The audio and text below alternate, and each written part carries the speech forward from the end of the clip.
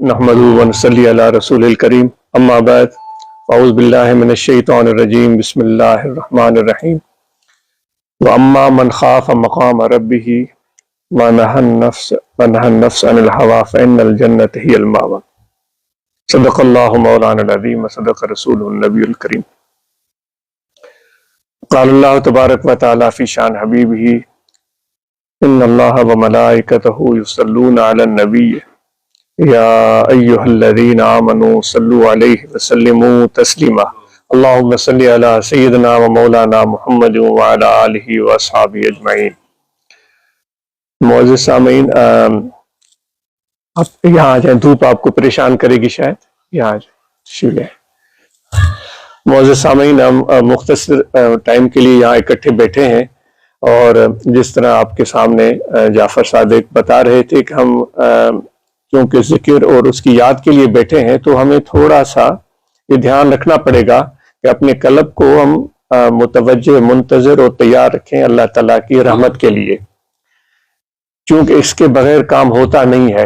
इसकी मिसाल बिल्कुल इसी तरह है, इन्नल्लाह, जिस तरह हदीस के अल्फाज है, इन्नल्लाह युह्यिल क़ल्बल मैतत बिनूरिल हिकमत कमा युह्यिल अर्दल मैतत बिमाइल मतर। ये हदीस के अल्फाज हैं कि अल्लाह ताला आपके दिलों को जिंदा फरमाता है अपने नूर से, अपनी हिकमत से, जिस तरह जमीन को आबाद और सैराब फरमाता है बारिश के पानी से। तो अगर हम अल्लाह ताला की रहमत की मिसाल बारिश की तरह लें, तो बारिश के बरसने का फायदा वो काश्तकार हासिल करता है जो अपने जमीन को, खेती को तैयार करे, उसको सीधा बनाए, उसमें हल चलाए, उसमें जो भी लवाजमात और जरूरियात जमीन की है वो पूरी करे और बिल्कुल तैयार हो। फिर बारिश का पानी बरसेगा और उसमें वो बीज डालेगा,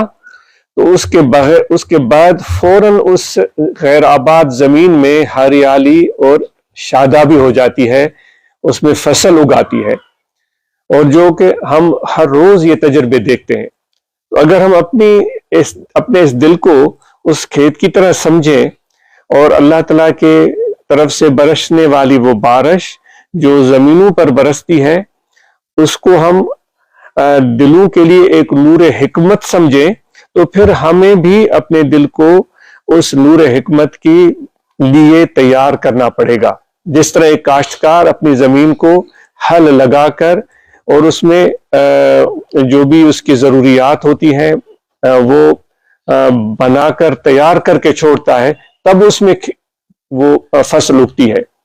वरना तो अगर ऐसे ही जमीन हो, उसमें बारिश बरस जाए जिसमें कोई हल नहीं चलाया गया, उसको तैयार नहीं किया गया, वो वैसी पड़ी हुई थी, वैसी वो पड़ी रही, तो उसमें फिर कांटे उगते हैं, झाड़ियां उगती हैं और गैर जरूरी पौधे उगाते हैं जिनका कोई फायदा नहीं होता।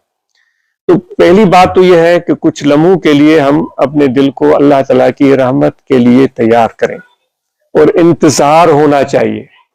उसी काश्तकार से पूछें कि जब जमीन को तैयार कर लेता है तो फिर बारिश का इंतजार वो कितनी शिद्दत से करता है। जरा से बादल नजर आते हैं तो वो फौरन बाहर निकलकर झांकता है कि क्या ये बरसने वाले बादल हैं या नहीं है।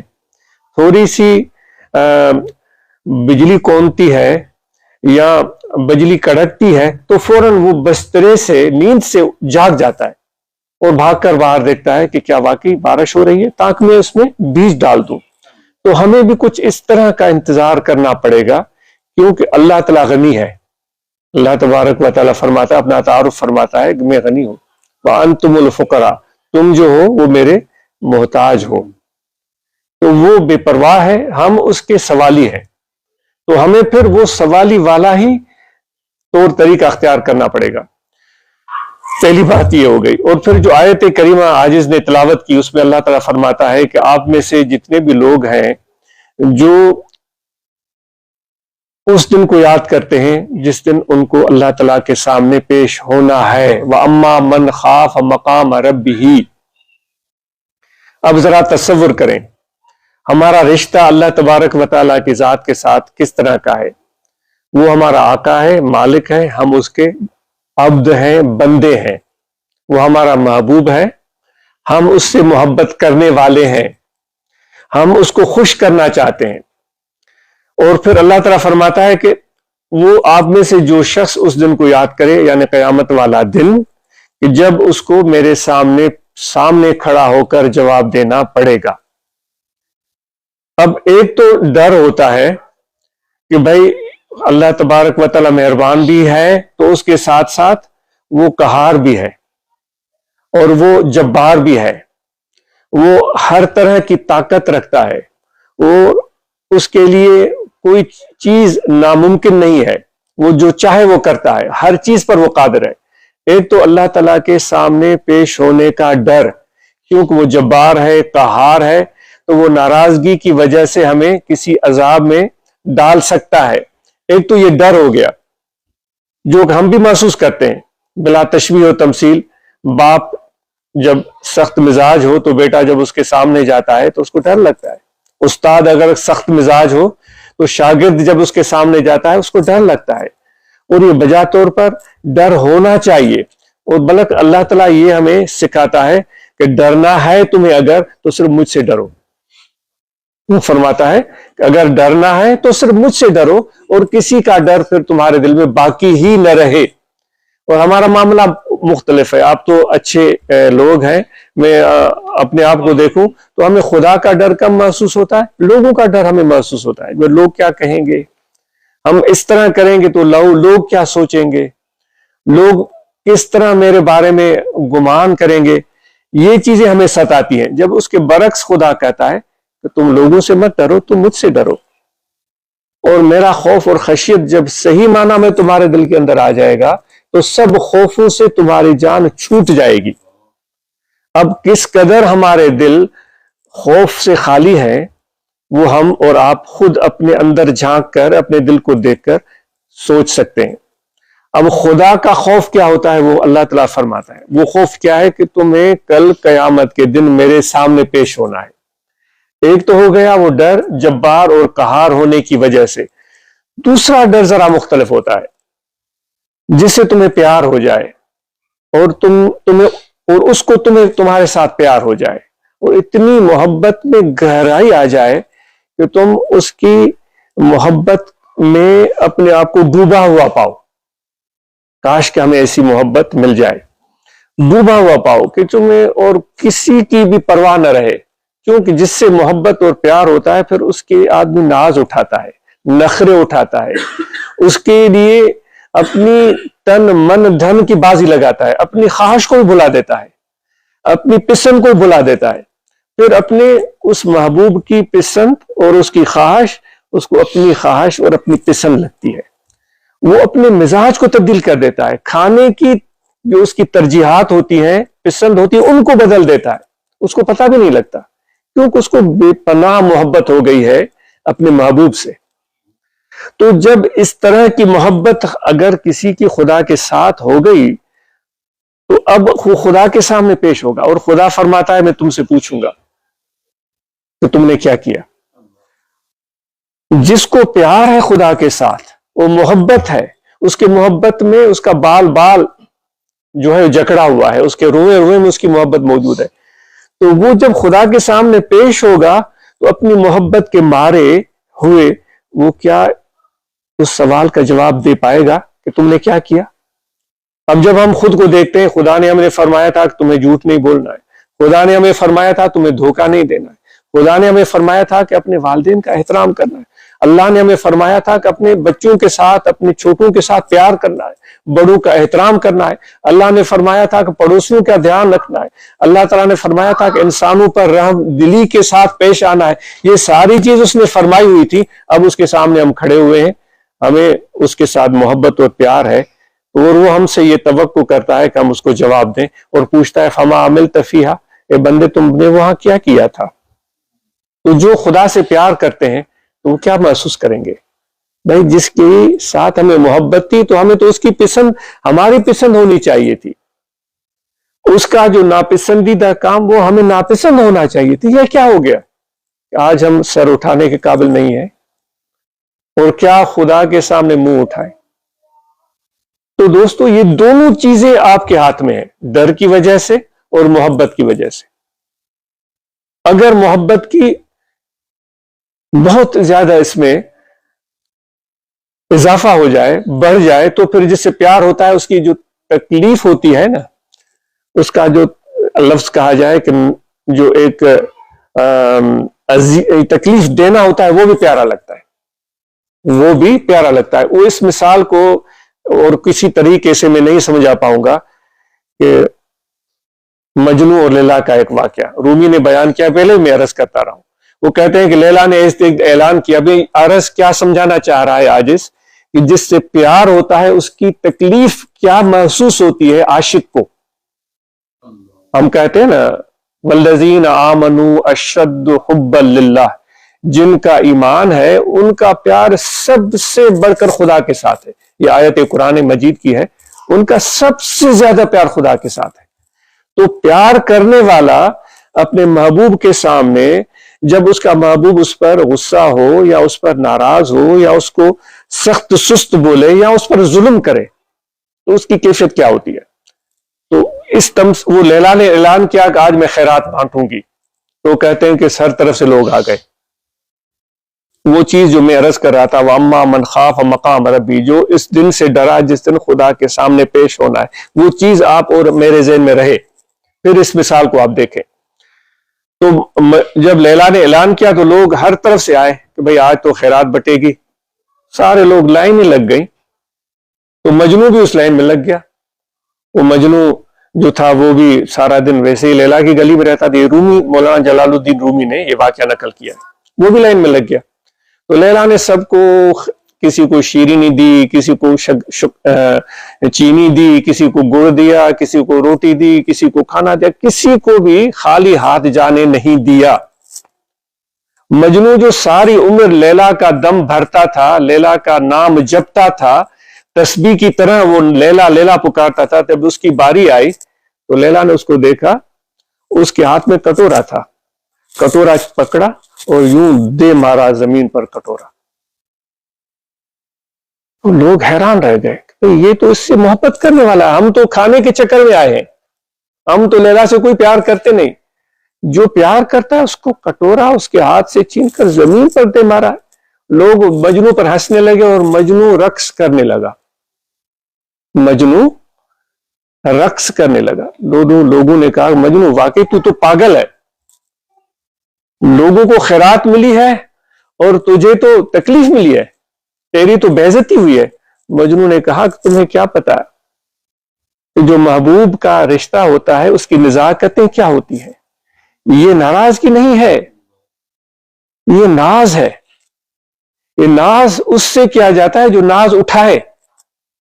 جو کھانے کے چکر میں آئے تھے، میں کہہ رہا ہوں، یہ رومی نے نہیں کہا، جو کھانے کے چکر میں آئے تھے، اگر اس کا وہ کٹورا پھینکتی تو وہ اس سے لڑ پڑتے نا، اس سے غصہ کرتے، میں بلایا پھر تم نے کٹورا پھینک دیا۔ وہ مجنو نے وہ کٹورے کے چھین کر پھینکنے کی وجہ سے بجائے ناراض ہونے کے وہ رقص کر رہا تھا۔ تو اللہ تعالیٰ سے جب محبت کا رشتہ جڑتا ہے، وہ آسان کام نہیں ہے بھائی۔ یہ صرف زبانی جمع خرچ ہوتا، کاش کہ تو پھر تو ہم زمین آسمان کے کلابے بلا دیتے۔ اس کے لیے دل سوزی چاہیے، اس کے لیے محبت اور عزم اور ارادہ چاہیے۔ تو ہم اور آپ اگر خدا کی محبت دل میں رکھ کر اس کے سامنے جاتے ہیں تو پھر ہمیں یہ احساس ہونا چاہیے کہ اس کے ناز، اس کے انداز کیا ہوں گے۔ اس کی ناراضگی کا ہم کبھی بھی خطرہ نہیں مول سکتے، اس کی خوشنودی چاہتے ہیں۔ اور وہ بھی یہ کہتا ہے میں تمہاری شکل کو نہیں دیکھتا، تم گورے ہو یا کالے ہو، تم نے کپڑے کیسے پہنے ہوئے ہیں اور تمہارا گھر کیسا ہے، تمہاری گاڑی کیسی ہے۔ وہ فرماتا ہے میں نہیں دیکھتا ان چیزوں کو، میں تمہارے دل کو دیکھتا ہوں اور تمہاری نیت اور سوچ کو دیکھتا ہوں، کیونکہ اس کے وہ تو علیم بالذات الصدور، وہ دلوں کے رازوں کو جانتا ہے، اس سے کوئی چیز ڈھکی چھپی ہوئی نہیں ہے۔ تو دوستو ایک چھوٹا سا ایک واقعہ عرض کر کے میں اپنی گفتگو ختم کرتا ہوں کہ عمر بن عبدالعزیز رضی اللہ تعالیٰ نے، وہ بھی اسی حدیث اس آیت سے اس کا تعلق بنتا ہے، بڑے مشہور خلیفہ گزرے ہیں جو بنو امیہ خاندان سے تھے، اور سلیمان بن عبد الملک کے بعد ان کو حکمرانی ملی تھی، اور بڑی آرام اور عیش کی زندگی بسر کرتے تھے۔ جب ان کو حکمرانی ملی تھی تو انہوں نے سارا عیش آرام ترک کر دیا تھا۔ یہ بہت بڑا ایک موضوع ہے، آج اس طرف نہیں جاتا ہے، جتنی ان کو جائیداد ہے، کیونکہ ایک بادشاہ کے عبد الملک کے وہ عبد الملک کے غالباً وہ داماد تھے جو خلیفہ تھا، بنو امیہ میں سے بڑا مشہور نام تھا، ان کی بیٹی ان کے گھر میں تھی۔ تو جب ان کو حکمرانی ملی اور تو وہ حیران ہو گئے، اور پھر وہ ساری چیزیں ترک کر دی اور فقیرانہ زندگی بسر کی۔ تو آج موضوع صرف یہ آتا ہے کہ وہ ایک دن گھر میں بیٹھے ہوئے، تو ان کی ایک لونڈی تھی، اس وقت میں اس طرح کا معاملہ چلتا تھا، تو ان کی لونڈی ان کے پاس آئی اور انہوں نے کہا، جو خدمت کرتی تھی، کہ حضرت میں نے آج ایک خواب دیکھا ہے۔ تو انہوں نے کہا کیا خواب دیکھا ہے؟ کہا میں آج خواب دیکھ رہی تھی کہ آپ 3 لوگ، ایک آپ کا نام لیا، دوسرا سلیمان کا، اور تیسرا جو سلیمان سے پہلے تھا غالباً عبد الملک ہوگا، میرا گمان ہے، جو آپ کا سسر تھا، شاید مجھ سے غلطی بھی ہو رہی ہو۔ آپ تینوں، قیامت کا میدان ہے، اللہ تعالیٰ کی دربار لگی ہوئی ہے، آپ تینوں کو بلایا جا رہا ہے، اور میں یہ سارا منظر دیکھ رہی ہوں۔ تو فرمایا پھر کیا ہوا؟ اس نے کہا کہ اللہ تعالیٰ نے عبد الملک کو بولا، غالباً اس نے یہ نام لیا کہ بھائی اٹھاؤ اپنے اعمال نامے۔ وہ اعمال نامے جو تھے اس نے رکھو سر پہ یا کندھے پہ۔ میں مختصراً واقعہ عرض کرتا ہوں۔ اس نے کندھے پر رکھے، فرمایا جاؤ اب پلسرات سے گزرو۔ بادشاہ تھا وقت کا، مسلمانوں کا حکمران تھا، وہ اپنے کندھے پر وہ اعمال ناموں کا ایک پلندہ رکھ کر جب چلا تو پلسرات پر اس نے ایک قدم اٹھایا، دوسرے قدم اٹھانے کی نوبت ہی نہیں آئی، وہ گر پڑا۔ عمر بن عبدالعزیز جو ہیں ان کی حالت غیر ہونے لگی یہ واقعہ سن کر۔ پھر اس نے عمر بن عبدالعزیز نے کہا پھر کیا ہوا؟ اس نے کہا پھر آپ سے جو پہلے حکمران سلیمان گزرا تھا، پھر اس کو بلایا۔ اللہ تعالیٰ نے فرمایا سلیمان آ جاؤ، وہ آ گئے۔ کہاں ہے تمہارے اعمال نامے؟ یہ پڑے ہوئے، اٹھاؤ۔ سلیمان نے اعمال نامے اٹھائے، اپنے کندھے پر رکھے، فرمایا جاؤ آگے۔ اس نے کہا کہ اس نے ایک قدم رکھا، دوسرا قدم رکھا، تیسرے قدم رکھنے کی گنجائش ہی نہیں تھی، وہ بھی گر پڑا، اتنا بوجھ تھا کہ وہ گر پڑا۔ تو فرمایا پھر کیا ہوا؟ اس نے کہا کہ پھر آپ کو بلایا گیا۔ تو اب عمر بن عبدالعزیز کے پسینے چھوٹ رہے تھے۔ یہ میرے خیال میں سلمان ندوی یا کسی کی مستند کتاب میں یہ پڑھا ہے، اس کے پسینے چھوٹ رہے تھے۔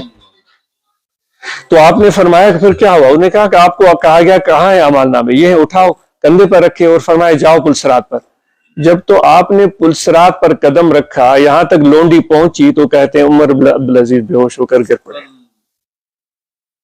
اور وہ لونڈی کہتی رہ گئی کہ حضرت آپ چلتے گئے چلتے گئے چلتے گئے چلتے گئے، پلسرات آپ نے پار کر لی، لیکن وہ سننے کے لیے ہوش میں نہیں تھے۔ اس خدا کے سامنے پیش ہونے والے دن کے ڈر کی وجہ سے وہ بے ہوش ہو کر سو گئے تھے۔ جب ان کو ہوش آیا تو ان کے پسینے چھوٹے ہوئے تھے، پھر ان کی لونڈی نے ان کو بتایا۔ تو کہنے کا مقصد یہ ہے کہ آج رمضان کا مہینہ ہے، روزے بھی ہم نے رکھے ہوئے ہیں، لیکن کاش ہمارے دل میں یہ احساس ہو کہ ہم ہر لمحہ ہر سانس میں اللہ کی بارگاہ میں ہیں، اور اس سے ہماری محبت ہے، اور وہ ہم سے پیار کرتا ہے، وہ ہم سے پیار کرتا ہے، اور بار بار وہ اپنے قرآن مجید کی آیات میں اس چیز کا ذکر فرماتا ہے کہ تم جتنا پیار کرتے ہو میں اس سے بڑھ کر تم سے پیار فرماتا ہوں۔ تو آج اس محبت کی شدت کو اپنے دل میں ہم محسوس کریں، اور اس خوش قسمتی پر ہم ناز کریں کہ ہم اس کے بندے ہیں۔ جو ہم سے پیار کرتا ہے اس کی محبت کا انداز کیسا ہے وہ خود جانتا ہے، وہ اس کو زیب دیتا ہے، اس کی ہم مثال نہیں دے سکتے۔ تو آخر میں آپ سب کو اللہ تعالیٰ کی محبت کی طرف قدم بڑھانے کے لیے اس کے ذکر کی تلقین کرتے ہیں، اس تمنا کے ساتھ کہ یہ اس طرح کی محفلیں ہم آگے بھی رکھیں، اس میں شریک ہوں اور بیٹھیں، اور اس میں اپنے دوستوں کو بلائیں۔ تو تلقین ذکر یہ ہے کہ یہاں دل ہے، یہاں توجہ رکھیں، کھڑے بیٹھے لیٹے سوئے جاگے ہر وقت یہ دل ذکر کر رہا ہے، اللہ اللہ اللہ اللہ۔ یہ خفی ذکر ہے نقش بندی سلسلے کا، اور یہ توجہ اور دھیان سے ہوتا ہے. آپ کھڑے ہوئے ہیں، بیٹھے ہوئے ہیں یا لیٹے ہوئے ہیں، توجہ اور دھیان دل کی طرف کریں اور توجہ رکھیں اور یہ خیال رکھیں کہ دل پکار رہا ہے اور ہم سن رہے ہیں. اللہ اللہ اللہ.